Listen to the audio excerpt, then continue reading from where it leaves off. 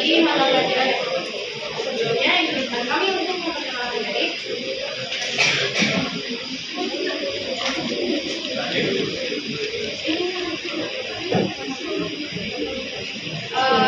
Ini saya Deputi Media Cerita dan di sini bukan sebagai moderator. Saya akan Salsia sebagai presenter.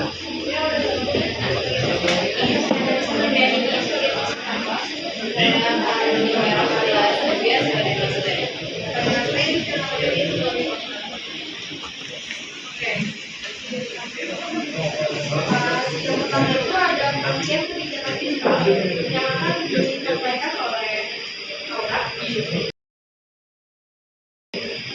Kebijakan fiskal adalah upaya pemerintah mengatur penerimaan dan pengeluaran negara untuk menstabilkan ekonomi. Meski pendapatan pengeluaran tidak terjaga, agar ekonomi tidak rusak. Macam ini tergolong dari pemikiran yang keinginan yang menekan peran negara dalam mendorong pertumbuhan melalui belanja dan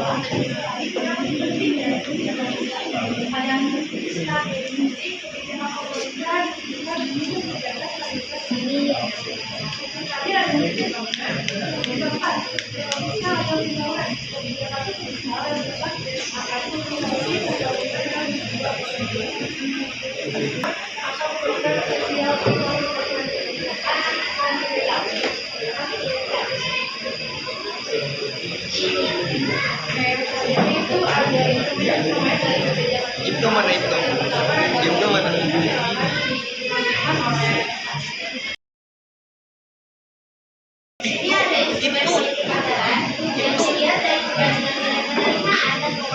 Nama Indah ya?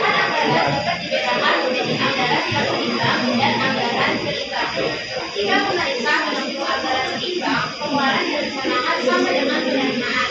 Hal ini dibutuhkan untuk kebutuhan pokok, yaitu peningkatan disiplin dan kepastian anggaran. Adapun anggaran tidak seimbang dapat dibagi-bagi atas anggaran defisit dan anggaran surplus. Anggaran defisit yaitu anggaran yang lebih besar pengeluaran daripada penerimaan. Sedangkan anggaran surplus yaitu anggaran yang besar penerimaan daripada pengeluaran. Mata kanan.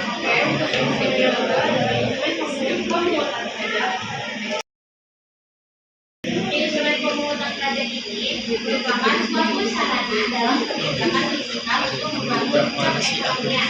Secara ekonomi, pajak dapat didefinisikan sebagai pemindahan sumber daya yang ada di sektor rumah tangga dan dunia usaha ke sektor konsumsi PPN.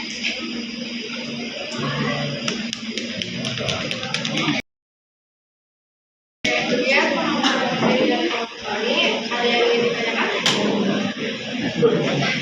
Jadi kamu ya, jadi dia tuh boleh dari dia.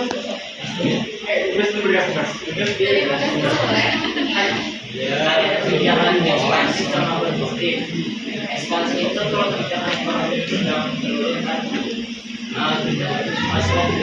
pasti ekonomi Indonesia sedang menurun. Pasti nanti kebijakan ekspansi. Nah, pemerintah Indonesia pas waktu fokus apa itu kebijakan ekonomi yang lebih baik lagi. pasti yang saya ada sama beliau. Kayaknya saya ini agak kampung dari Asia itu.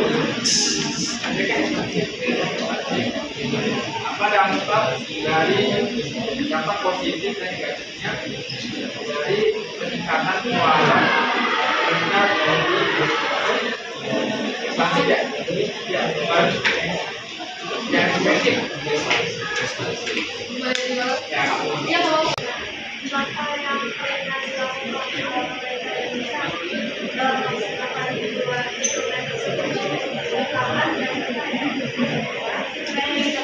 kalau lagi oke kayaknya 3 dulu ya, nanti kalau ada model lagi dicari.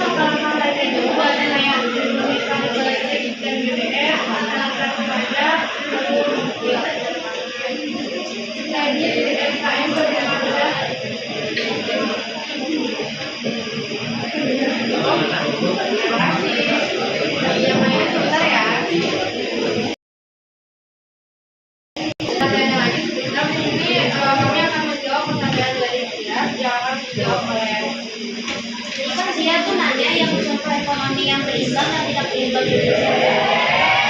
Nah, setelah berbagi, yang contoh berimbang itu distribusi pembangunan yang merata, program pembangunan yang tidak hanya berfokus di Pulau Jawa, tapi juga menyentuh daerah-daerah timur Indonesia kayak Papua, NTT, Maluku, terus menunjukkan arah ekonomi yang berimbang. Sedangkan contoh yang tidak berimbang itu kesenjangan pembangunan wilayah Jawa dan Sumatera jauh lebih maju dibandingkan dengan wilayah Indonesia Timur. Terus infrastruktur akses pendidikan dan layanan kesehatan belum merata. Lagi pertanyaan terakhir, kenapa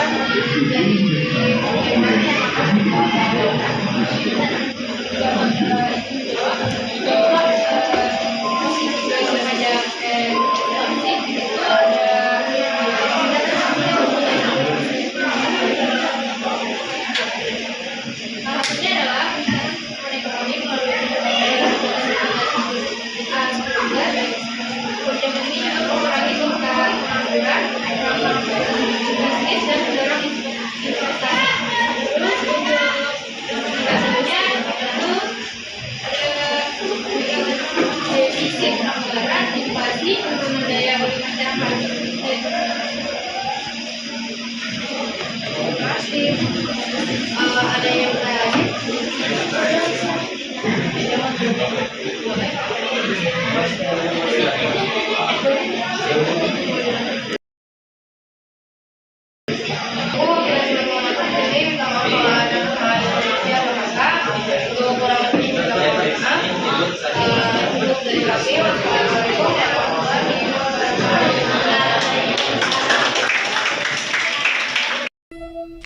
Thank you.